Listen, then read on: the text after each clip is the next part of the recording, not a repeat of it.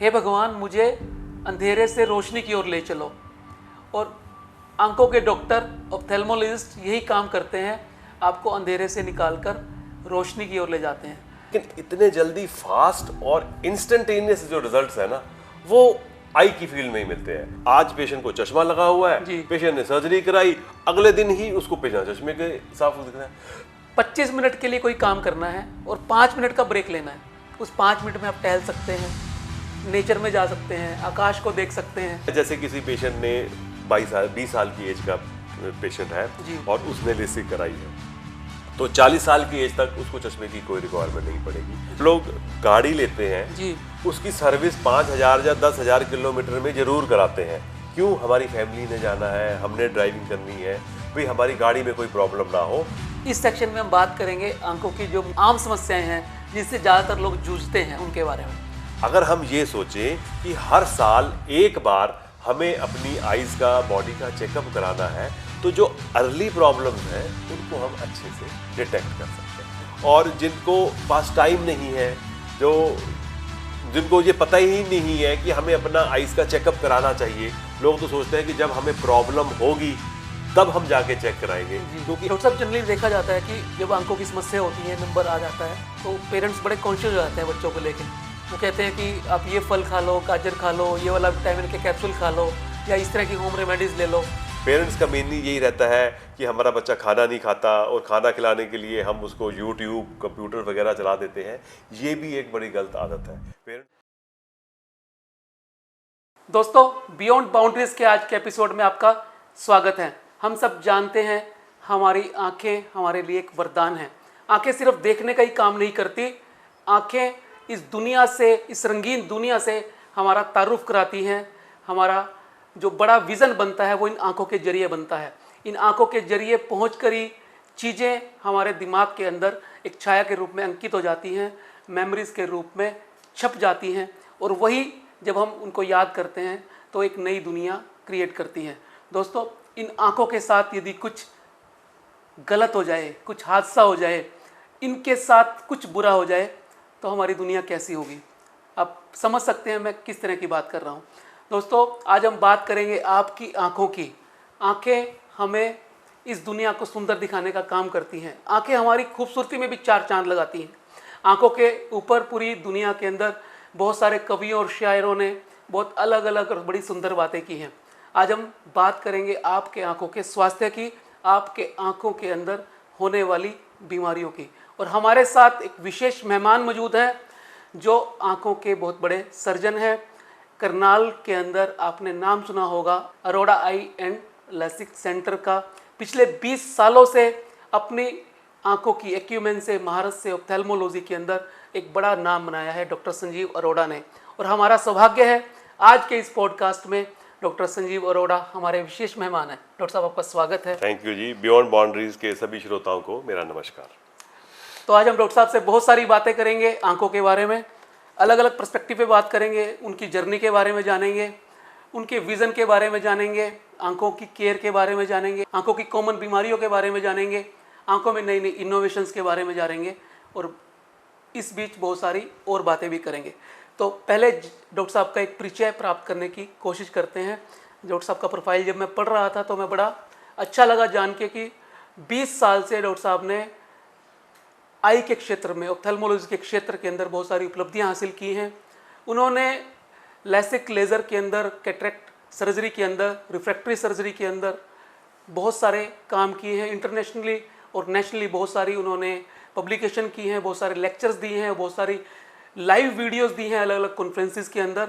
2001 के अंदर उन्होंने अपनी एमडी ऑप्थेल्मोलॉजी में की है जीजीएस मेडिकल कॉलेज फरीदकोट से, और 2001 के अंदर उन्होंने अपनी प्रैक्टिस शुरू की।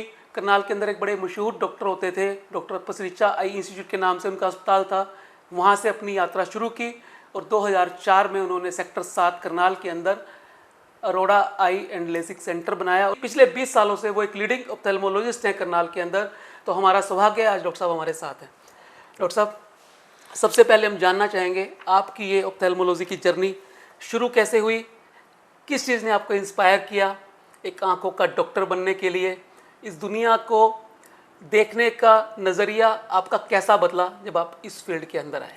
देखिए, सबसे पहले जब हम एमबीबीएस और अपनी कर रहे थे, जी। तो जब भी हमारी पोस्टिंग आई डिपार्टमेंट में लगती थी, जी। तो वहाँ की एक चीज़ बड़ी फैसिनेटिंग होती थी कि पेशेंट को एक दिन बिल्कुल नहीं दिखाई दे रहा, उसको कैटरेक्ट है, जी। और उसकी कैटरेक्ट सर्जरी हुई, और अगले दिन से ही उसकी विज़न में जो रिकवरी हो जाती थी और उसको दिखना शुरू हो जाता था। तो वो जो सेंस ऑफ सेटिस्फेक्शन और क्या? ग्रेटिट्यूड पेशेंट को वेरी नेक्स्ट डे ही मिलता था ना, तो उस चीज़ ने हमें बड़ा इम्प्रेस किया। कि मैंने बाकी की फील्ड्स में भी मैंने काम किया है, जी। लेकिन जैसे ऑर्थोपेडिक्स है या बाकी ब्रांचेज हैं, आल्दो पेशेंट को बड़े अच्छे रिजल्ट्स मिलते हैं, लेकिन इतने जल्दी फास्ट और इंस्टेंटेनियस जो रिजल्ट्स हैं ना, वो आई की फील्ड में ही मिलते हैं। आज पेशेंट को कुछ नहीं दिख रहा, अगले नेक्स्ट डे से ही is able to see everything. आज पेशेंट को चश्मा लगा हुआ है, पेशेंट ने सर्जरी कराई, अगले दिन ही उसको बिना चश्मे के साफ दिख रहा है।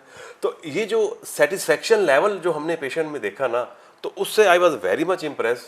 तो मैंने यही सोच लिया था कि पोस्ट ग्रेजुएशन अगर मैं करूँगा तो ऑप्थेल्मोलॉजी में ही करूँगा। बहुत बढ़िया। जैसे डॉक्टर साहब ने बताया कि जब मैं 11th क्लास का स्टूडेंट था दयाल सिंह कॉलेज में, तो मेरे को पहली बार जब चश्मा लगा, तो मेरे चश्मा लगने से पहले जब मेरे को ब्लैक बोर्ड ढंग से नज़र नहीं आता था, और जैसे ही वो चश्मा लगा और अगले दिन मैंने जाके ब्लैक बोर्ड देखा, तो वाकई चीज़ें एकदम बदल गई। तो जैसे आपने कहा कि कैटरेक्ट की सर्जरी होने के बाद पेशेंट अगले दिन से ही एकदम अलग सा महसूस करता है, तो उस चीज़ ने आपको सेटिस्फेक्शन दी और आपने ऑप्थेल्मोलॉजी को अपना करियर बनाना चूज़ किया। बहुत बढ़िया। डॉक्टर साहब, पिछले 20 सालों के अंदर बहुत सारी चीज़ें बदली हैं, टेक्नोलॉजी की दुनिया बदली है, और आपने अपने फील्ड के अंदर ऑप्थेल्मोलॉजी के अंदर क्या चीज़ ऐसी अनुभव करी और किस चीज़ ने आपको ये जो चेंजेस हुए हैं, क्योंकि आपने तो ये वाला पीरियड पूरा देखा है 20 साल का, 20 साल से आप लीडिंग ऑप्थेल्मोलॉजिस्ट हैं, तो कैसा महसूस हुआ 20 साल के इस दौर के अंदर? देखिए, अगर हम आई ऑप्थेल्मोलॉजी की ब्रांच को समझें, तो ये एक बड़ी ही हाईटेक ब्रांच है। जब हम लोग पोस्ट ग्रेजुएशन कर रहे थे, तो जो आई की जो सबसे कॉमन जो लोगों में प्रॉब्लम्स रहती है जो एल्डरली एज ग्रुप में, वो है सफ़ेद मोतिया या कैटरेक्ट। और जो सफ़ेद मोतिया की जो सर्जरी है, इसमें जब हम लोग पोस्ट ग्रेजुएशन थे तो इसमें होती थी इंट्रा कैप्सुलर कैटरेक्ट सेक्शन। उसमें तो क्या होता था कि एक बड़ा सा कट लगाया जाता था आंख में, अराउंड 8 मिलीमीटर टू 9 मिलीमीटर का, और सारा का सारा जो मोतिया है वो आंख में से बाहर निकाल दिया जाता था और स्टिचेस लगा दिए जाते थे, और एक +10 का चश्मे का नंबर पेशेंट को लगा दिया जाता था, एक मोटा सा चश्मे का नंबर। तो ये एक प्रिमिटिव सर्जरी होती थी। और इस सर्जरी की से लेके आज तक इसमें इतने ज़्यादा रेवोल्यूशन आए हैं कि ईसीसी जो सूचर वाली सर्जरी के बाद फिर स्मॉल इंसिजन कैटरेक्ट सर्जरी आई, और जो स्मॉल इंसिजन कैटरेक्ट सर्जरी में जो वूंड का जो साइज़ है कट का वो रिड्यूस हो गया। उसके बाद फेको सर्जरी आई, उसमें जो स्मॉल इंसिजन में जो वूंड साइज अराउंड 6 मिलीमीटर के करीब होता था, और फेको सर्जरी में वो 2.8 हो गया। मतलब रेवोल्यूशन ये रही कि थिनिंग की तरफ जाता रहा, कि पहले आँख में जो कट लगता था सर्जरी के लिए वो बड़ा लगता था 8 से 9 मिलीमीटर का, फिर 6 मिलीमीटर हुआ, फिर फेको सर्जरी में 2.8 मिलीमीटर का कट लगा। सारी की सारी सर्जरी इतने ही छोटे मिलीमीटर कट से हो जाती थी। और उसके बाद फर्दर इसकी रिफाइनमेंट में हुई कि माइक्रो इंसिजन कैटरेक्ट सर्जरी हुई, वो 2.8 का 2.2 की तरफ हो गया। अगर हम ये कहें कि 2.8 और 2.2 में कोई बहुत ज़्यादा फर्क तो नहीं है, लेकिन टोटल आंख 10 मिलीमीटर की है, तो उसमें 2.8 और 2.2 में there is a big difference. तो फिर माइक्रो इंसिजन कैटरेक्ट सर्जरी हुई, तो उसमें यह रहा कि जितना आंख में सर्जरी के लिए कट जितना कम लगता था, उतनी ही विजुअल रिकवरी, विजुअल रिहेबिलिटेशन वो बहुत ज़्यादा फास्ट होने लगी, और पेशेंट को बड़े ही ग्रेटिफाइंग और सेटिस्फाइड उसके रिजल्ट्स मिलने शुरू हो गए।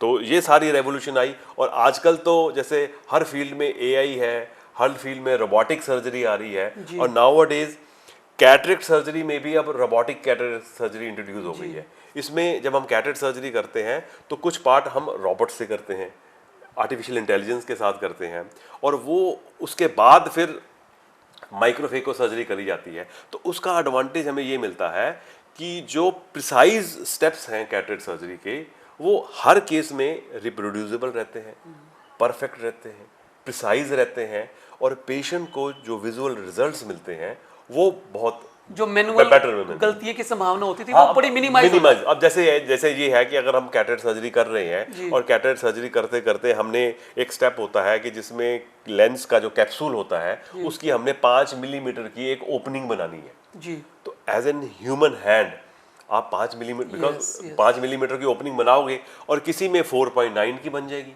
किसी में 5.25 की बन जाएगी। लेकिन यही अगर हम आर्टिफिशियल इंटेलिजेंस या रोबोटिक से काम करेंगे, चाहे हम 1 में करें या 100 में करें या 1000 में करें, इन एवरी केस वो जो कैप्सूल की जो ओपनिंग है वो 5 मिलीमीटर की ही मिलेगी हमें। उसमें कोई संभावना ही नहीं है उसमें एरर की संभावना 0.01 मिलीमीटर भी इधर उधर नहीं हो सकता। और दूसरा, हमने जब कैटरेक्ट सर्जरी में वुंड्स बनाने होते हैं, 2.2 मिलीमीटर का वुंड बनाना है, मान लो कॉर्निया की थिकनेस है, हमने ऊपर के 1/3 डेप्थ के नीचे एक 2.2 मिलीमीटर का वुंड बनाना है। हम मैनुअली बनाएंगे तो थोड़ी बहुत ही ऊपर नीचे डेविएशन हो सकती है, बट अगर हमने पैरामीटर्स रोबोटिक के साथ फिक्स कर दिए तो in each and every case वो जो वूंड की जो प्रिसीजन है वो हमें मिलेगी।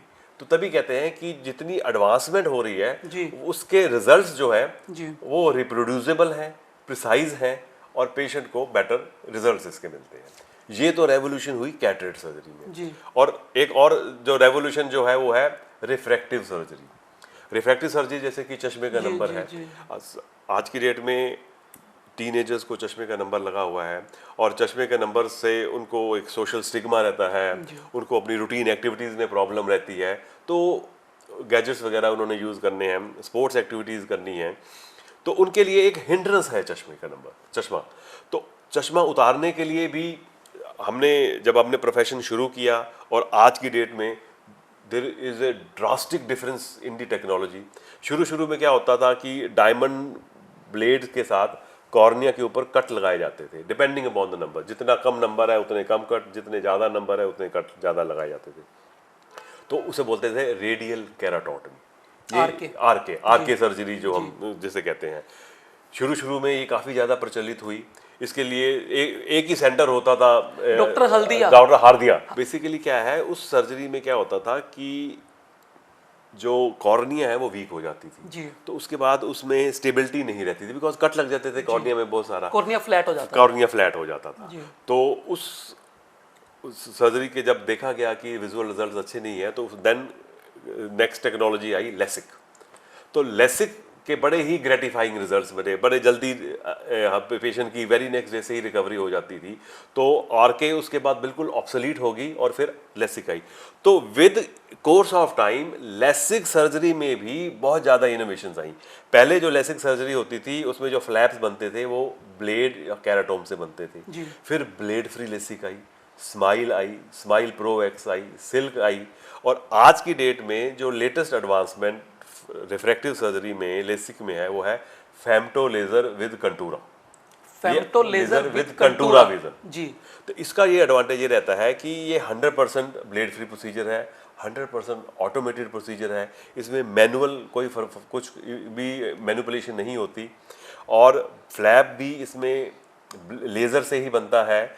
और पेशेंट का डाटा जो है, एक आई, हर पर्टिकुलर आई का एक प्रोफाइल, इसमें 22,000 पॉइंट्स का एक कॉर्निया का प्रोफाइल मशीन में ट्रांसफ़र होता है पेशेंट्स का, और उस प्रोफाइल के हिसाब से लेज़र सिस्टम से ही फायरिंग होती है और पेशेंट को बेस्ट विजुअल रिजल्ट्स मिलते हैं। आप कहना चाह रहे हैं कि एक आई को 22,000 टुकड़ों में वो बांट देती है, और वो एक जीनोम टाइप बन जाता है, जीनोम टाइप बनता है, और फिर उसी हिसाब से वो होता है। तो इसमें से इसका एडवांटेज ये रहता है कि जो पेशेंट कंटूरा लेजर कराते हैं तो नॉर्मल विजन रहती है 6/6।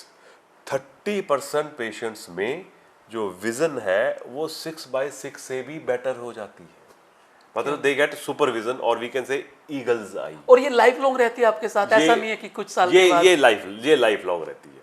नॉर्मली जैसे किसी पेशेंट ने 20 साल की एज का पेशेंट है और उसने लेसिक कराई है, तो 40 साल की एज तक उसको चश्मे की कोई रिक्वायरमेंट नहीं पड़ेगी, after the age of 40। But laser जो हमने कराई है, इसका मतलब ये नहीं है ना कि हमारी एज ही नहीं बढ़ेगी, एज तो बढ़ेगी हमारी, और एज के हिसाब से जो हमारी बॉडी में चेंजेस आने हैं वो चेंजेस जो बॉडी में चेंजेस आने हों। और आप चाहे लेजर कराओ, आपको चश्मा लगा हुआ है या नहीं लगा हुआ, 40 साल के बाद आपकी आईज का जो लेंस है उसमें आइज की डिस्टेंस नियर की रेंज को अकोमोडेट करने की पावर खत्म हो जाती है, कम होनी शुरू धीरे धीरे कम होती है। तो 40 के बाद सभी को ही नजदीक का चश्मा लगना है। तो जिन्होंने लेजर भी कराई है, तो जब वो 40 की रेंज में होंगे तो रीडिंग का चश्मा तो उनको भी लगेगा, वो तो लगेगा, वो स्वाभाविक है। बिकॉज जो एज रिलेटेड बॉडी में चेंजेस आने हैं, लेसिक उनको तो नहीं कंट्रोल कर सकती। लेसिक का मेन पर्पस ये है कि जो एट प्रेजेंट आपका चश्मे का नंबर है वो चश्मा लेजर हटा दे, दूर का चश्मा जो दूर का नंबर आ जाए, प्लस का हो, माइनस का हो, सिलेंड्रिकल नंबर हो या इनका मिक्सचर हो। आज की डेट में टेक्नोलॉजी सो एडवांस, हर तरीके का नंबर जो है लेजर से उतर। तो कोई व्यक्ति अगर लेजर कराना चाहता है किसी भी उम्र में या उसका कोई ये है कि इतने साल का मिनिमम उसको हो जाना चाहिए? नहीं, हर चीज के लिए पैरामीटर्स होते हैं, क्राइटेरिया होते हैं। लेसिक लेजर के लिए क्राइटेरिया जो है वह एज 18 या 18 से ऊपर होनी चाहिए, नंबर 1। हमारा नंबर जो है वो स्टेबल होना चाहिए। ओके, ऐसा नहीं है कि हम 18-19 साल के तो हो गए लेकिन हमारा नंबर हर 6-6 महीने में बढ़ता जा रहा है, क्योंकि लेजर तो एक ही नंबर पे सिस्टम फायर करेगा ना। तो अगर हमारा नंबर बढ़ रहा है तो फिर जो आने वाले टाइम में लेजर के बाद का नंबर आएगा फिर तो वो तो आ जाएगा। तो दूसरा क्राइटेरिया ये होता है कि हमारा नंबर स्टेबल होना चाहिए। थर्ड जो मोस्ट इंपॉर्टेंट क्राइटेरिया ये होता है कि हमारे कॉर्निया के टेस्ट, रेटिना के टेस्ट नॉर्मल होने चाहिए। हर चीज को बेस्ट रिजल्ट्स पाने के लिए हमें ये देखना चाहिए कि वेदर हम उस पर्टिकुलर टेक्नोलॉजी के लिए हम लोग कंपैटिबल है या नहीं। अगर हमने लेजर करानी है तो हमारी कॉर्निया में एक पर्टिकुलर लेवल की स्ट्रेंथ होनी चाहिए जिससे हमें वो आइज नंबर रिमूव करने के लिए लेजर को बियर कर पाए। तो जब हम लेसिक एडवाइस करते हैं पेशेंट को तो हम 2 टेस्ट करते हैं, एक होता है कॉर्निया का टेस्ट पेंटाकैम, एक होता है रेटिना टेस्ट। इन दोनों टेस्टों के जो पैरामीटर्स हैं अगर वो नॉर्मल रेंज में हैं तभी पेशेंट को एडवाइस करा जाता है कि आप लेसिक करवा सकते हैं। यस, तो अगर हम पेशेंट को लेसिक एडवाइस करते हैं डिपेंडिंग अपॉन दीज पैरामीटर तो पेशेंट को बेस्ट रिजल्ट्स मिलने लाजमी। कोई एज का भी कोई क्राइटेरिया है कि मिनिमम इतनी होनी चाहिए, मैक्सिमम इतनी होनी चाहिए? देखिए, उसमें मिनिमम एज 18 है जी, और मैक्सिमम की कोई ऐसी लिमिट नहीं है, लेकिन मैक्सिमम एज का ना बेनिफिट होता है। जैसे अगर किसी ने 20 साल की एज में लेसिक कराई तो हम उसे कहेंगे कि आपको 40 साल तक की एज तक के लिए आपको चश्मा नहीं लगाना पड़ेगा। तो पेशेंट को स्पेक्टिकल फ्री जो ड्यूरेशन है वो 20 साल की मिल जाता है। यही अगर कोई पेशेंट 30 साल की एज में सोचता है तो हम उसे कहेंगे कि आपको स्पेक्टिकल फ्री जो टाइम है वो 10 साल का मिलेगा, क्योंकि 40 के बाद तो आपको चश्मा लगाना ही पड़ेगा। तो यही अगर कोई 40 का एज ग्रुप का पेशेंट कह रहा है, उसका डिस्टेंस का भी नंबर है और पास का भी नंबर है 40 में, तो हम कहेंगे आपका दूर दूर का हटेगा तो और पास का आपको लगाना पड़ेगा। वो डिपेंड करेगा पेशेंट के ऊपर कि पेशेंट का लाइफस्टाइल कैसा है, कि ऐसा कोई काम तो नहीं है कि अगर उसने सारा दिन रीडिंग का ही काम करना है तो फिर उसको इतना एडवांटेज उस चीज का नहीं मिलेगा। अगर पेशेंट का कोई मार्केटिंग का काम है, डिस्टेंस वर्क ज्यादा है, तो ये अगर इस चीज के लिए पेशेंट कंफर्टेबल है कि चलो एटलीस्ट मेरा डिस्टेंस का तो उतर जाए और जब मुझे कभी कोई रीडिंग का काम करना है तो मैं कर लूंगा, तो वो फिर 40 के बाद पेशेंट के ऊपर डिपेंड करता है कि पेशेंट की नीड क्या है, पेशेंट की रिक्वायरमेंट क्या है। और अगर पेशेंट का 40 के बाद भी डिस्टेंस का नंबर है, पास का नंबर है, तो लेसिक की बजाय उसके लिए देयर इज अदर एंटाइटी जिसे बोलते हैं RLE, रिफ्रैक्टिव लेंस एक्सचेंज। उसमें उसके आइज का जो लेंस है उसको रिमूव करके हाईली एडवांस लेंसेज हम आइज के अंदर डाल देते हैं, इंट्राओक्यूलर लेंस डाल देते हैं, और वो लेंस डालने से उसको चश्मे के ऊपर डिपेंडेंसी नहीं मिलती। बहुत बढ़िया डॉक्टर साहब ने बहुत अच्छी बातें बताई दर्शकों। आप सबके लिए ये टेक अवे यही है कि आप किसी भी एज में करा सकते हैं, लेकिन फिर अगर आप लेट एज करते हैं तो आपको जो टाइम मिलता है, आपके ग्लास फ्री जो स्पैन आपको मिलता है वो कम हो जाता है। तो इसलिए जितनी जल्दी आपका नंबर स्टेबल हो जाए तभी आप प्लान कर लें। 18 के बाद जब भी आपका नंबर स्टेबल हो जाए तभी आप प्लान कर लें। डॉक्टर साहब, एक क्वेश्चन ये बनता है कि किसी भी नंबर का व्यक्ति, मतलब मान लो किसी का नंबर 6 है या किसी का 10 है, किसी का 2 है, तो सारे के सारे एलिजिबल होते हैं इसके लिए? किसी भी नंबर पे आप रिफ्रैक्टिव सर्जरी कर सकते हैं? नहीं, ऐसा नहीं है। जैसे मैंने आपसे कहा ना कि सबसे पहले तो पेशेंट के अंदर विलिंगनेस होनी चाहिए कि पेशेंट इंटरेस्टेड है या नहीं है। तो दूसरा मैंने आपको जैसे बताया कि कॉर्निया टेस्ट किया जाता है पेंटाकैम। हमें ये देखना होता है कि कॉर्निया की थिकनेस कितनी है। अगर पेशेंट के टेस्ट नॉर्मल है तो दो नंबर क्या, 6-7 नंबर भी उतर जाएगा। अगर पेशेंट के टेस्ट नॉर्मल नहीं है तो 2 नंबर भी नहीं उतर सकता।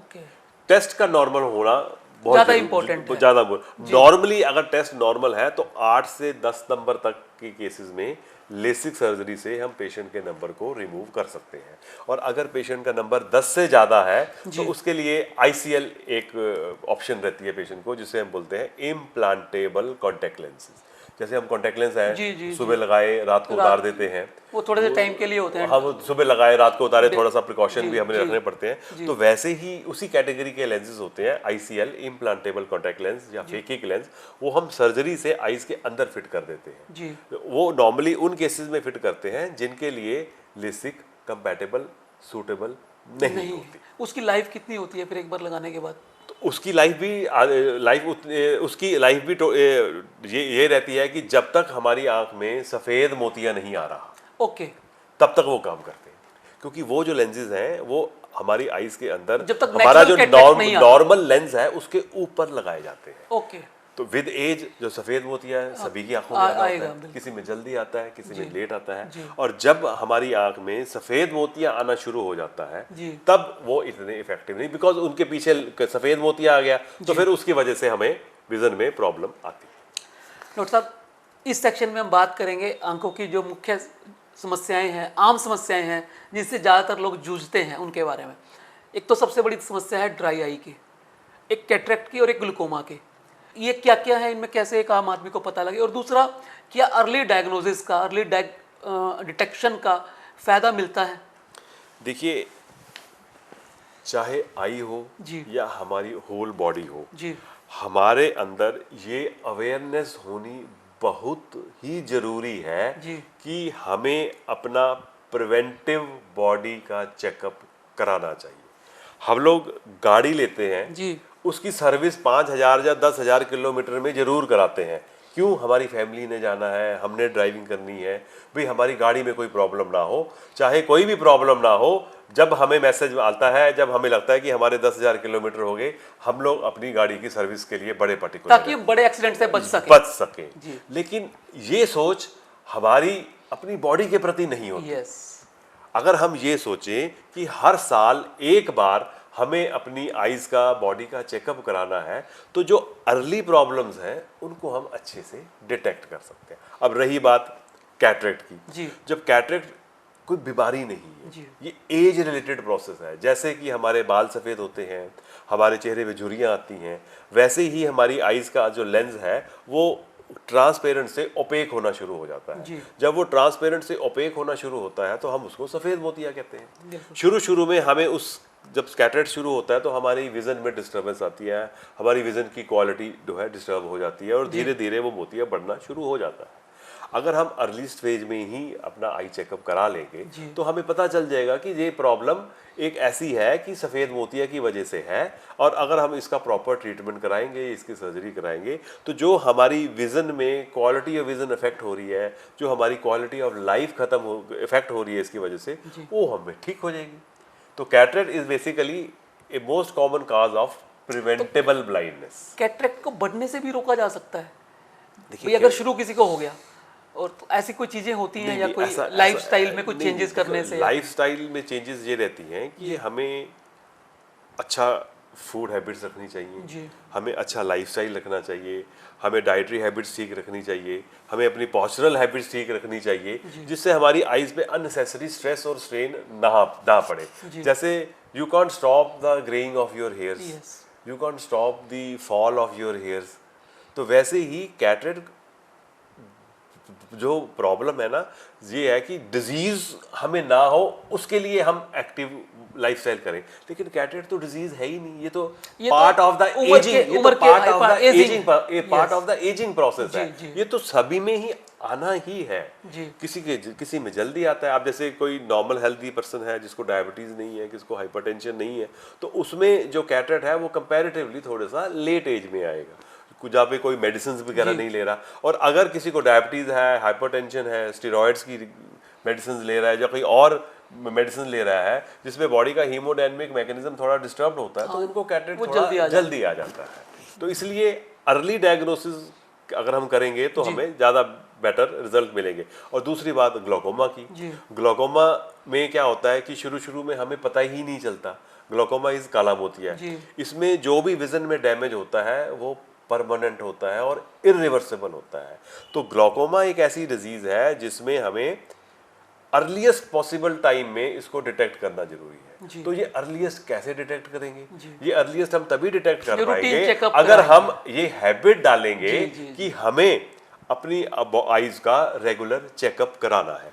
नॉर्मली 40s के बाद ग्लोकोमा के इंसिडेंस बढ़ जाते हैं। अगर किसी की फैमिली हिस्ट्री में ग्लोकोमा है तो उनके अंदर ये अवेयरनेस आनी चाहिए कि मेरे पेरेंट्स को अगर ग्लोकोमा है तो मुझे भी हो सकता है, जरूरी नहीं होगा ही, चांसेस है उनके हैं।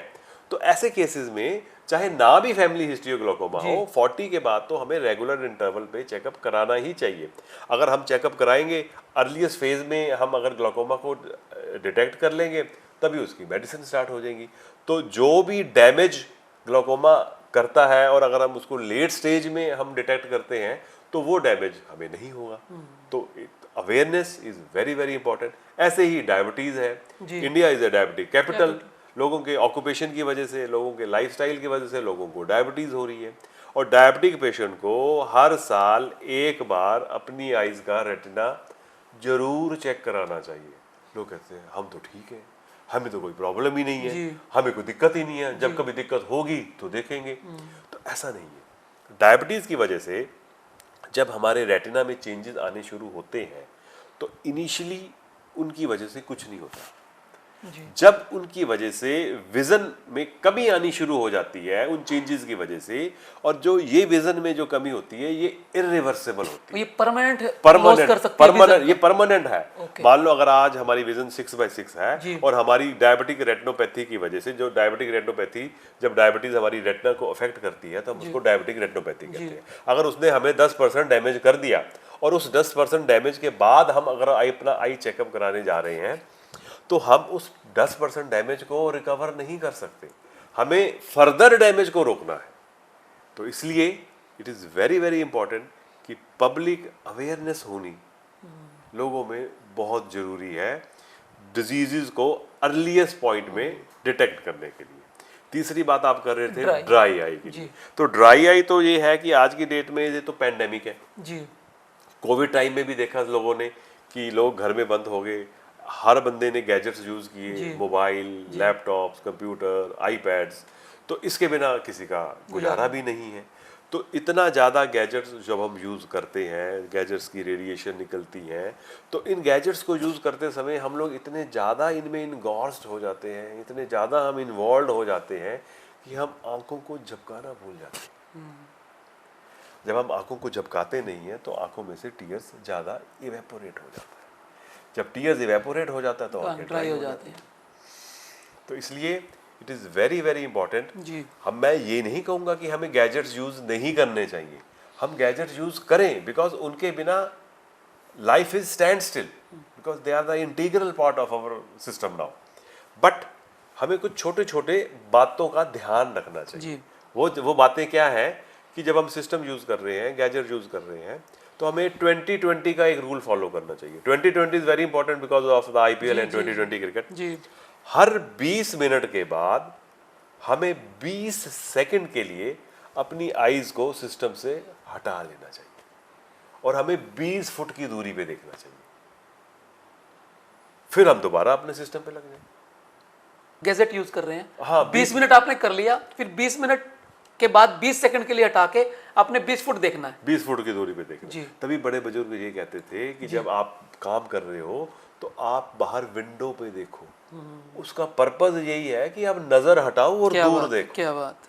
क्योंकि आज की डेट में क्या है, जब हम सिस्टम पे बैठते हैं तो जा तो हम इंटरमीडिएट रेंज देखते हैं, अपनी arm stretch length around 60 to 70 centimetre जो कि स्क्रीन है लैपटॉप की, और लैपटॉप जब हम छोड़ते हैं, हम थक जाते हैं, तो फिर हम अपना मोबाइल पकड़ लेते हैं, बिकॉज हमें लगता है कि हमने बहुत सारा काम कर लिया, अब हमें एंटरटेनमेंट चाहिए, तो हम फेसबुक, इंस्टाग्राम ये सारा देखना शुरू कर देते हैं, तो हम मोबाइल पकड़ लेते हैं, फिर मोबाइल छोड़ के फिर हम लैपटॉप पे लग जाते हैं। तो हमारा पूरा का पूरा दिन इंटरमीडिएट, नियर इंटरमीडिएट, सारा का सारा दिन इसी रेंज में निकल जाता है। तो आंखों को दूर को देखने का तो मौका ही नहीं मिलता। तभी कहा जाता है कि जब आप सिस्टम में काम कर रहे हैं, मोबाइल यूज कर रहे हैं, तो give your eyes a different range of vision, मतलब नियर, इंटरमीडिएट और बाहर खिड़की, क्या बात है, डिस्टेंस की तरफ देखो। बहुत बढ़िया। Very important. हुआ क्या, जब कोविड टाइम्स में लोगों ने सारा दिन घर रहे, जी दूर देखा ही नहीं, जी। टीवी देखा, मोबाइल देखा, गैजेट देखा, बच्चों ने स्कूल पढ़ाई करी, मोबाइल से पढ़ाई करी, और जब वो कोविड खत्म हुआ तो चश्मे का पेंडेमिक निकल के बाहर आया। जिनका चश्मे का नंबर कम था उनका चश्मे का नंबर बढ़ गया, जिनका चश्मे का नंबर नहीं था उनको चश्मे का नंबर आ गया। दोस्तों, क्यों? क्योंकि सारा दिन हमने नियर इंटरमीडिएट पे ही सारा दिन निकाल दिया। दोस्तों, डॉक्टर साहब ने बहुत बढ़िया बात की है कि हमने विंडो की तरफ बाहर लंबा देखना छोड़ दिया है। एक टेक्निक होती है टाइम मैनेजमेंट में, उसको यूज़ करते हैं, पोमोडोरो टेक्निक बोलते हैं उसको। उसका नियम ये है कि हमें 25 मिनट के लिए कोई काम करना है और 5 मिनट का ब्रेक लेना है। उस 5 मिनट में आप टहल सकते हैं, नेचर में जा सकते हैं, आकाश को देख सकते हैं, है ना, कुछ भी कर सकते हैं, क्योंकि दिमाग को ना रिकैलिब्रेट करने के लिए समय चाहिए होता है। अगर आप स्विच करेंगे, मान लो मैं कुछ किताब पढ़ रहा हूँ, फिर मैं स्क्रीन देख रहा हूँ कोई, फिर मैं कुछ और काम करने लग जाता हूँ लगातार। हमारा दिमाग इस तरह नहीं बना कि लगातार एक ही चीज़ पे काम करता जाए, उसको बीच में ब्रेक चाहिए होते हैं रिकैलिब्रेशन के लिए। तो वही डॉक्टर साहब ने बताया कि अगर हम बीच में 20 सेकंड के लिए अगर छोड़ दें अपनी जो भी हम स्क्रीन पे काम कर रहे हैं और लंबा देखें, तो हमारी आंखों के लिए अच्छा है, क्योंकि आंखें वो दोबारा से जो मैं अपने उससे समझाऊँ, रिकैलिब्रेशन पे जाएंगी, टीयर बनने का प्रोसेस भी बढ़िया से रहेगा, ड्राइनेस भी नहीं आएगी और आपका दिमाग भी बढ़िया काम करेगा। तभी भी जो टीवीज में जितने भी सीरियल्स होते हैं सबकी ड्यूरेशन आधे घंटे की होती है, जी जी, आधे घंटे की होती है, उसके बाद ब्रेक ले लो और फिर दोबारा अपनी आईज को रिजुविनेट कर दो। तो दोस्तों, ब्रेक बहुत जरूरी है, चाहे वो आंखों के लिए है, चाहे वो दिमाग के लिए है, और चाहे वो आपके शरीर के लिए है। आपको रेस्ट भी देना है, ब्रेक भी देना है, और नींद का भी अपना पूरा ध्यान रखना है। डॉक्टर साहब, बहुत अच्छी आप हमारे दर्शकों को बातें बता रहे हैं, बड़ी यूज़फुल हैं चीज़ें सारी, जो आमतौर पे हम जिन चीज़ों का महत्व नहीं समझते, ये सारी वो चीज़ें हैं। एक स्टडी के अनुसार 2050 आते आते हमारी जो एल्डर एज ग्रुप है वो बढ़ जाएगा बहुत ज़्यादा, लगभग डबल हो जाएगा इंडिया के अंदर।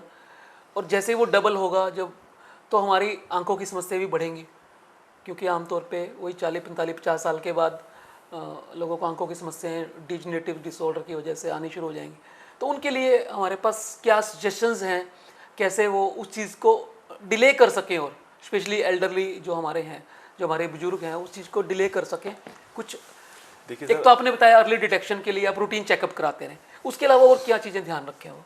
देखिए, सबसे इम्पोर्टेंट जो है हमारी जो चीज़ है वो ये है कि हमें ना अपना लाइफस्टाइल में मॉडिफिकेशन लाने की ज़रूरत है जी। तो most important thing is that कि हमें एक हेल्दी लाइफस्टाइल बनाना चाहिए, हमें एक अपनी रूटीन मेंटेन करके रखनी चाहिए, हमें एक अपना डिसिप्लिन्ड प्रोटोकॉल बना के रखना चाहिए। हमें सुबह जल्दी उठना चाहिए, थोड़ी एक्सरसाइज करनी चाहिए, और जो डाइट है हमें नॉर्मली घर का खाना ही खाना चाहिए। आजकल नॉर्मली जो जेनजी हैं, जो जितने भी लोग हैं, ये सारे बाहर का fast food culture, Zomato, Swiggy की वजह से ना फास्ट फूड कल्चर बहुत ज़्यादा आ रहा है। तो अगर हम वेल बैलेंस्ड न्यूट्रिटिव डाइट अगर घर की लेते हैं तो उससे हमारी बॉडी के अंदर इम्यूनिटी स्टेटस जो है अच्छा रहता है, और जो भी वियर एंड टियर है बॉडी की वो हमारी कम होती है। एल्डरली लोगों में वैसे भी एज रिलेटेड डीजनरेशन जो है बॉडी में आनी शुरू हो जाती है। तो आई की जो एक कॉमन प्रॉब्लम रहती है एल्डरली पेशेंट्स में, जो डीजनरेशन की वजह से होती है, उसको बोलते हैं एज रिलेटेड मैकुलर डीजनरेशन। जी। तो इसमें क्या होता है कि जो हमारी आईज का जो रेटिना का मैकुला होता है ना, उसमें डीजनरेशन शुरू हो जाती है और उसमें अबनॉर्मल ब्लड वेसल्स बनने शुरू हो जाते हैं, और अगेन इसकी वजह से जो हमारी विजन में लॉस होता है वो इरिवर्सिबल होता है। तो पहले कुछ टाइम से तो इसका कोई ट्रीटमेंट ही नहीं होता था। अब with the advancement of the science and the technology, अब इसके लिए एंटी वीएचएफ इंजेक्शंस जो है स्टार्ट हो गए हैं। तो एल्डरली पेशेंट्स में जिनमें भी उनको थोड़ी सी प्रॉब्लम लगती है कि उनको धुंधलापन लग रहा है, वो तो एक कारण तो इसमें सफ़ेद मोतिये का हो सकता है, और दूसरा कारण एज रिलेटेड डीजनरेशन का होता है। तो इसमें उनको रेगुलर आइज का जो चेकअप एट फ्रीक्वेंट लेवल पे कराना is very very important, because जो डैमेज हो गया फिर वो रिवर्ट नहीं होना। तो दोस्तों, सबसे इम्पोर्टेंट यही है कि आपको अगर स्वस्थ रहना है, और आंखें भी अच्छी रखनी है, तो आपको लाइफस्टाइल चेंजेस तो करने ही पड़ेंगे। और जितनी जल्दी आप इस बात को समझ लेंगे उतना आपके लिए अच्छा है, आपकी आंखों के लिए भी अच्छा है। डॉक्टर साहब, आपने रिफ्रैक्टिव सर्जरी की बात की और लेज़र सर्जरी की बात की, उसमें बहुत एडवांसमेंट्स हुई हैं, इनोवेशंस हुई हैं समय के हिसाब से। एआई का कितना रोल है ऑप्थेल्मोलॉजी में?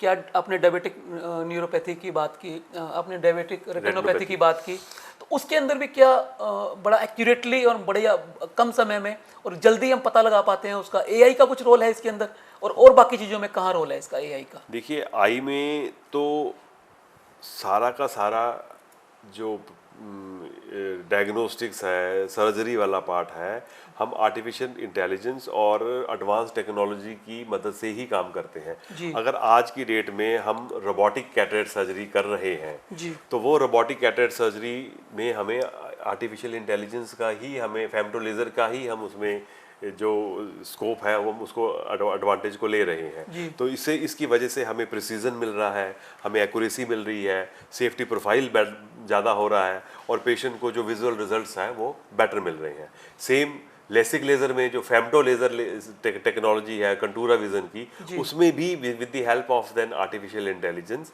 हम पेशेंट को बेस्ट जो रिजल्ट्स हैं रिफ्रैक्टिव सर्जरी के वो हम प्रोवाइड करा रहे हैं। और रही बात डायबिटिक रेटिनोपैथी में, अब आर्टिफिशियल इंटेलिजेंस की मदद से हमें स्क्रीनिंग में इसकी बड़ी हेल्प मिलती है। हमें इसकी हेल्प से ये पता चल जाता है कि कितने लोगों को डायबिटिक रेटिनोपैथी हो रही है इन स्क्रीनिंग कैंप्स में, और उसकी वजह से हम उन लोगों को प्रॉपर टाइमली ट्रीटमेंट दे सकते हैं। दोस्तों, जैसे जैसे विज्ञान आगे बढ़ा है उसने हमारे जीवन के अंदर बहुत अच्छे चेंजेस किए हैं। ये तो अपने लेने के ऊपर है। जैसे एक एनर्जी जो है परमाणु बम के रूप में तहस नहस भी कर सकती है। जैसे हमने जापान में जब सेकंड वर्ल्ड वार चल रही थी तो 1945 के अंदर देखा कि किस तरह से हिरोशिमा और नागासाकी तबाह हो गए, लेकिन परमाणु ऊर्जा से बहुत सारे बड़े काम भी हुए हैं। तो इसी तरह से टेक्नोलॉजी का यूज़ करके मेडिकल साइंस ने बड़ी इनोवेशन उसके अंदर की हैं। और ऑप्थेल्मोलॉजी में डॉक्टर साहब ने बताया कि आर्टिफिशियल इंटेलिजेंस, रोबोटिक सर्जरी, और उसके अंदर भी बड़े अच्छे अच्छे काम हुए हैं। डॉक्टर साहब, क्या जीन थेरेपी जो आजकल फ्यूचर का पार्ट भी होने वाली है, जो मेडिसिन के अंदर अलग अलग जगह देखने को मिल भी रही है और आने वाले समय में और ज़्यादा एडवांस रूप में हमें दिखेगी, क्या जीन थेरेपी से आई के अंदर जो हेरिडिटरी डिजीज होते हैं उनके अंदर भी अभी तक कुछ काम हुआ है या आगे वाले आने वाले? इस सेक्शन में कोई बहुत ज़्यादा एडवांसमेंट जीन थेरेपी की वजह से नहीं हुई। आई की एक प्रॉब्लम होती है जिसे हम कहते हैं रेटिनाइटिस पिगमेंटोसा। मतलब पेशेंट्स को कि जो रेटिना के जो रात को देखने वाले सेल्स होते हैं वो प्रॉपरली डेवलप नहीं हो पाते। तो उस पेशेंट को जो क्या है कि दिन में तो वो कंफर्टेबली रहते हैं और रात को उनको दिखाई नहीं देता। इसको बोलते हैं आरपी या रेटिनाइटिस पिगमेंटोसा या अंधेरते की प्रॉब्लम। तो इसमें जीन थेरेपी का अभी इन पाई जो वर्क है, R&D है, वो चल रही है, लेकिन अभी कोई कन्विंसिंग इसमें अभी नहीं चल रहा है। अभी इसमें हमें नहीं मिले। अभी तो सिर्फ यही है कि जिनको रेटिनाइटिस पिगमेंटोसा होती है उनको थोड़ा अपनी लाइफस्टाइल में मॉडिफिकेशन करने पड़ते हैं सो दैट वो अंधेरे में ज़्यादा अकेले ना निकलें, और विटामिन ए के और एंटीऑक्सीडेंट्स, मल्टीविटामिन के सप्लीमेंट्स उनको हम देते हैं। डॉक्टर साहब, अब हम नए सेक्शन में बात करेंगे पब्लिक अवेयरनेस की आई केयर की। मैंने आपका एक विजन ऑफ व्हील करके आपका एक प्रोजेक्ट है, उसके बारे में सुना है, तो उसके बारे में हम जानना चाहेंगे कि वो कैसे काम करता है और क्या वो ब्रेन चाइल्ड आपका कैसे वो? देखिए, जब हमने अपना हॉस्पिटल को स्टार्ट किया 24 इयर्स बैक, तो हमारा मेन विज़न और हमारा मिशन यही था कि state of art technology at affordable cost हम करनाल और उसके अर्जानी एरिया के लोगों को दें। तो जब during our journey with our hospitals हमने माइक्रो इंसिजन कैटरेक्ट सर्जरी को इंट्रोड्यूस किया करनाल में, हमने लेसिक सर्जरी को इंट्रोड्यूस किया, हमने फेमटो लेज़र को इंट्रोड्यूस किया। रिसेंटली हमने femto laser with Contoura vision जो है लेसिक रिफ्रैक्टिव सर्जरी उसको लेटेस्ट है। और कैटरेक्ट सर्जरी में हमने रोबोटिक जो आर्टिफिशियल इंटेलिजेंस के साथ robotic cataract surgery with AI है, जो आज की डेट की सबसे इन टेक्नोलॉजी है कैटरेक्ट सर्जरी के लिए, उसको भी इंट्रोड्यूस किया। बट हमने इस चीज़ को रियलाइज़ किया कि हमने अपने पास टेक्नोलॉजी तो रख ली, जो लोग हमारे पास आ रहे हैं, हमें चेक कराने आ रहे हैं, उनको तो हम एडवांटेज दे रहे हैं, बट उन लोगों का क्या जो बाकी लोग नहीं आ पा जो रहे। आ ही नहीं पा रहे हमारे पास, जिनके अंदर अवेयरनेस ही नहीं है जी। और जिनको पास टाइम नहीं है, जो जिनको ये पता ही नहीं है कि हमें अपना आइज का चेकअप कराना चाहिए। लोग तो सोचते हैं कि जब हमें प्रॉब्लम होगी तब हम जाके चेक कराएंगे, क्योंकि आई की कुछ ऐसी प्रॉब्लम्स हैं जिनमें विजन में अगर कमी आ जाती है तो वो इरिवर्सिबल हो जाती है। जैसे कि बताया, ग्लोकोमा हो गया, काला मोतिया हो गया, एज रिलेटेड रेटिना की डीजनरेशन हो गई, डायबिटिक रेटिनोपैथी हो है। गई। तो इसकी वजह से जो हमारा विजन लॉस है तो वो तो इरिवर्सिबल है। तो जब लोग आदमी अगर लेट स्टेज में हमारे पास आएगा तो हम उसको उतना बेनिफिट उसमें नहीं दे पाएंगे, बिकॉज उसमें हमारे हाथ में नहीं है। तो देन इससे हमने एक कैंपेन स्टार्ट किया कि हम पब्लिक को अवेयर करें जी। कि अगर लोगों हम 24 साल से लोगों ने हमें प्यार दिया है तो एक हमारे नैतिक जिम्मेदारी, हमारी एक नैतिक जिम्मेवारी भी है कि जो भाई बंधु इस चीज को नहीं समझ पा रहे उनके अंदर हम अवेयरनेस लगाएं। तो उस अवेयरनेस को जगाने के लिए लोगों में हमने पिछले 3-4 साल से ही एक कैंपेन स्टार्ट किया है, और मोबाइल आई क्लिनिक जिसे हम बोलते हैं vision on wheels. Vision on, wow, बहुत बढ़िया। Vision on wheels, VOW। Doctor साहब ने नाम बड़ा सुंदर रखा है, vision on wow. Because wow इसलिए रखा है कि लोगों को लगे कि भाई यहाँ जाएंगे तो उनकी आईज को वाओ मिलेगा। क्या बात, क्या वो that is the main purpose. बहुत बढ़िया। तो उसमें वो बेसिकली एक मोबाइल यूनिट है और एक स्टेट ऑफ आर्ट टेक्नोलॉजी का यूनिट है। उसमें सारे ही ओपीडी के गैजेट्स हमने उसमें रखे हुए हैं। वो हर गांव में निर्धारित समय पे हम लोगों से टाई अप कर लेते हैं कि आज हमारी गाड़ी यहाँ आएगी, वो उस एरिया में इंफॉर्मेशन लोगों को दे देते हैं। तो पर्पस हमारा यही है कि लोगों के अंदर अवेयरनेस क्रिएट की जाए कि आप अपनी आइज़ का रेगुलर चेकअप कराओ। लोग फ्री के चक्कर में अपनी आइज़ को चेक करवा लेते हैं। हम अगर उनको ये कहें कि आप अपना चेकअप कराओ तो उनको लगता है कि कौन जाएगा। हम आपके घर के पास आके ही हम अपना रेगुलर चेकअप आपका चेकअप कर लेंगे, और आपकी आइज़ की कोई प्रॉब्लम है तो हम आपको बताएंगे कि भी आपकी ये प्रॉब्लम है, इसको आपने इस हिसाब से जो आपको प्रैक्टिकल टिप्स देने हैं हम आपको प्रैक्टिकल टिप्स देंगे। अगर कोई प्रॉब्लम है तो हम उससे कहेंगे आप इसकी फर्दर एडवांस टेक्नोलॉजी से फर्दर इसकी इन्वेस्टिगेशन करा लीजिए। तो ये एक हमारा कैंपेन है कि पब्लिक के अंदर अवेयरनेस क्रिएट करना, जिससे उनको ये इस चीज़ के बारे में पता चले कि आइज़ का रेगुलर प्रिवेंटिव चेकअप जो है इज़ वेरी वेरी इम्पोर्टेंट। दोस्तों, हम डॉक्टर साहब को शुभकामनाएं देते हैं और बधाई देते हैं। इतने बढ़िया इनके एक जो मिशन है, एक सोसाइटी में कंट्रीब्यूशन कर रहे हैं वाओ के जरिए। और ये मैसेज जो लोग देख रहे हैं, जो एडमिनिस्ट्रेशन देख रहा है, जो गवर्नमेंट से जुड़े हुए लोग देख रहे हैं, सोसाइटीज़ देख रही हैं, NGOs देख रही हैं, उनको भी इससे प्रेरणा लेनी चाहिए और अपने लेवल पे वो इसको इंट्रोड्यूस कर सकें, डॉक्टर साहब से मिलके, उनसे टाई अप करके, या उनका ये प्रोजेक्ट कैसे काम कर सकता है, इसको पूरे हरियाणा के अंदर और पूरे भारत के अंदर और जगह कैसे इम्प्लीमेंट किया जा सकता है। क्योंकि उन्होंने इस पर काफ़ी, उनका ये ब्रेन चाइल्ड है और काफ़ी लंबे समय से उन्होंने इस पर काम किया है। तो उनके पास एक प्रॉपर इसका एक सिस्टम है, एक ऑर्गेनाइज्ड वे है करने का। उन्होंने SOPs बना रखे हैं सारे के सारे, तो वो गाइड कर सकते हैं इस दिशा में। डॉक्टर साहब, भारत के अंदर पूरी दुनिया के लगभग 20% ब्लाइंड लोग हैं और ये चीज़ें धीरे धीरे बढ़ती जा रही हैं।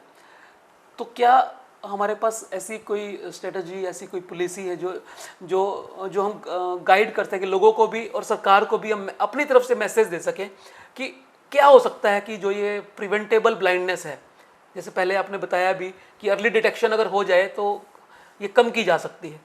तो आपके लिहाज से और आपकी दृष्टि में क्या ऐसी सजेशंस हो सकते हैं, पॉलिसीज हो सकती हैं जो गवर्नमेंट को या NGOs को करनी चाहिए इस दिशा में?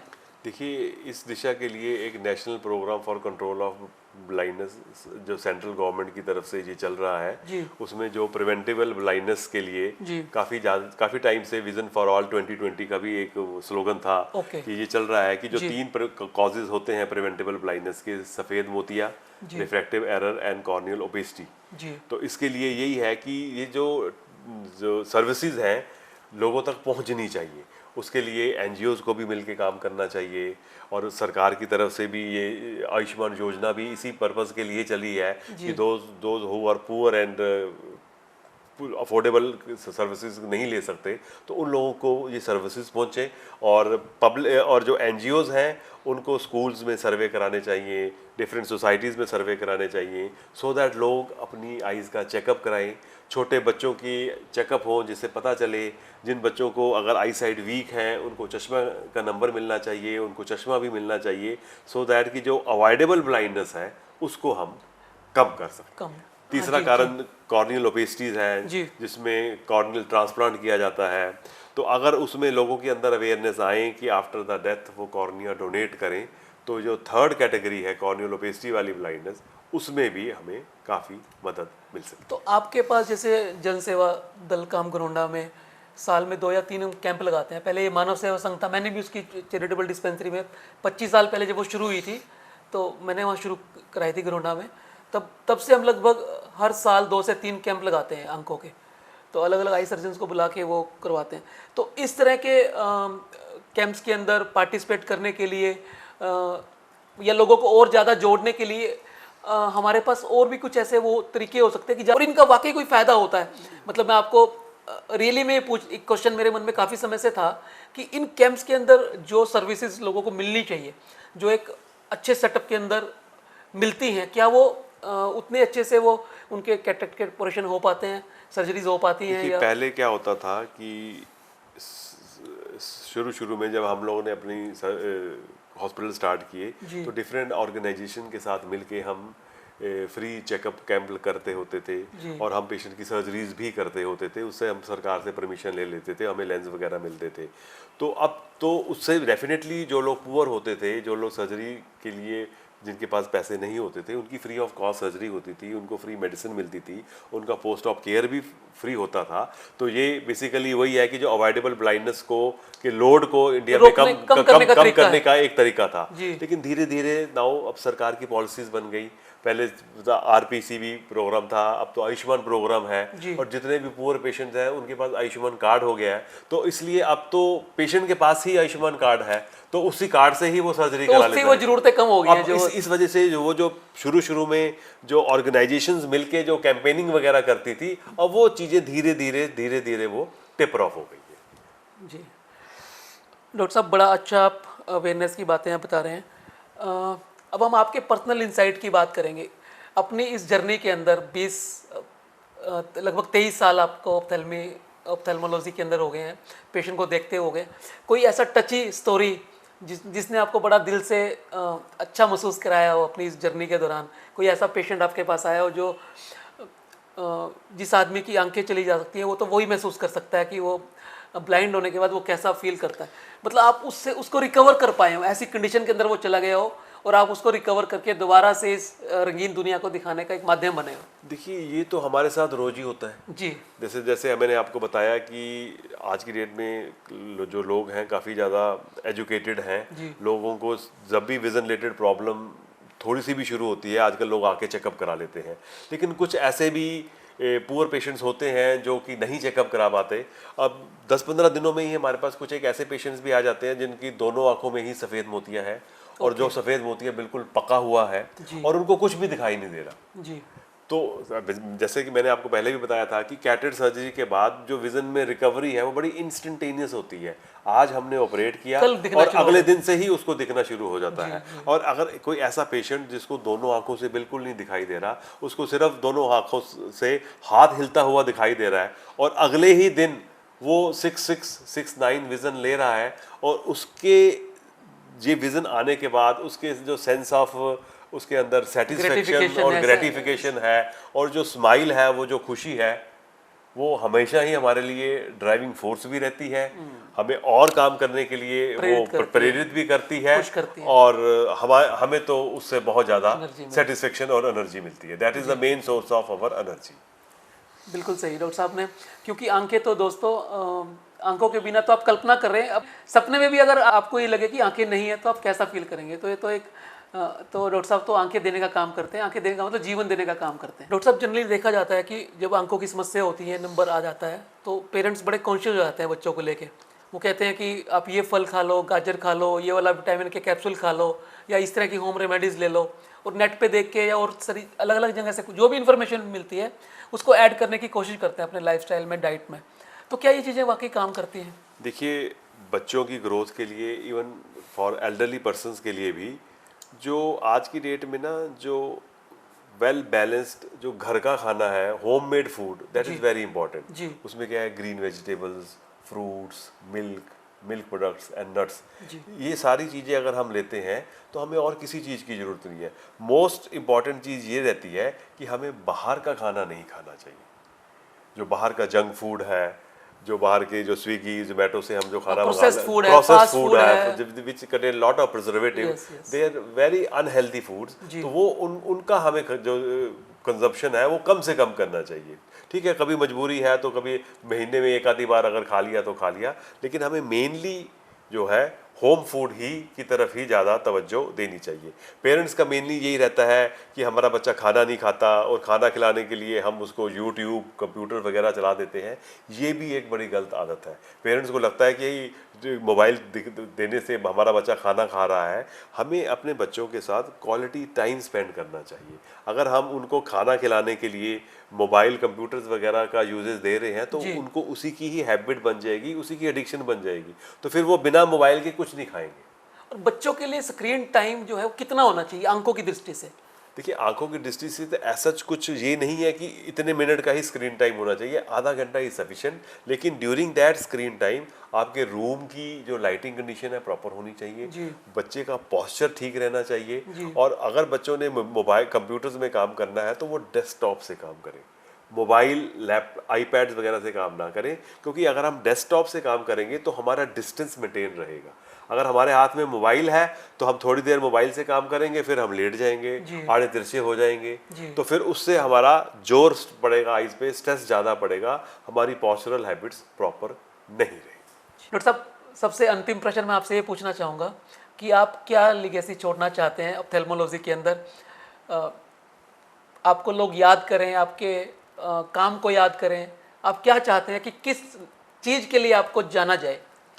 देखिए, 24 इयर्स हो गए हैं हमें पेशेंट्स को डील करते हुए। हम अब services, state of art technology, main हमारा पर्पज़ ये रहता है कि अगर कोई चीज़ पेशेंट को दिल्ली या चंडीगढ़ में मिल रही है, कोई हाई एंड टेक्नोलॉजी, वो उनको करनाल में भी मिलनी चाहिए।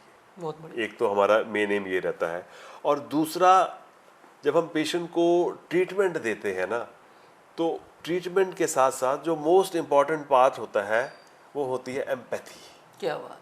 हम जब पेशेंट को ट्रीट करते हैं तो हमारी पेशेंट के साथ जो वे ऑफ टॉकिंग है, जो हमारी कन्वर्सेशन है, वो बहुत ही स्मूथ और डिफाइंड वे में होनी चाहिए। हमें पेशेंट को क्रिस्प एंड क्लियर हर चीज़ बतानी चाहिए। पेशेंट को अंधेरे में बिल्कुल नहीं रखना चाहिए। और हमारा मोटिव तो यही रहता है कि पेशेंट को बिल्कुल प्रॉपर गाइडेंस दी जाए और at the end of the day patient should feel happy और there should be a smile on his face. अगर पेशेंट हमारे से ट्रीटमेंट कराने के बाद स्माइल करता है तो means our job is done. बहुत बढ़िया। दोस्तों, डॉक्टर का सबसे बड़ा धर्म यही है कि वो पेशेंट के चेहरे पे स्माइल ला पाए और उसको करुणा के तरीके से ट्रीट कर सके। हमारे वेदों के अंदर कहा गया है, तमसोरमा ज्योतिर्गमय, हे भगवान मुझे अंधेरे से रोशनी की ओर ले चलो। और आंखों के डॉक्टर, ऑप्थेल्मोलॉजिस्ट यही काम करते हैं, आपको अंधेरे से निकालकर रोशनी की ओर ले जाते हैं। तो आज हमने डॉक्टर अरोड़ा से आपकी आंखों के बारे में, आपके आंखों के स्वास्थ्य के बारे में बहुत सारी बातें की और डॉक्टर साहब ने बहुत ही अच्छे तरीके से, बहुत ही शानदार तरीके से सारी बातों का जवाब दिया। उन्होंने आपकी आंखों के बारे में, कैसे आपकी आंखों की केयर करनी है, ऑप्थेल्मोलॉजी में क्या इनोवेशंस हुई हैं, उन सारी बातों में बहुत अच्छी चीज़ें रखी। मैं उम्मीद करता हूँ आपको आज का ये एपिसोड, आज का ये पॉडकास्ट बहुत अच्छा लगा होगा। यदि आपको लगता है ये सारी जानकारियाँ हर व्यक्ति तक पहुँचनी चाहिए तो आप इस वीडियो को अच्छी तरह देखिए भी, कमेंट भी करिए और लोगों तक शेयर भी करिए।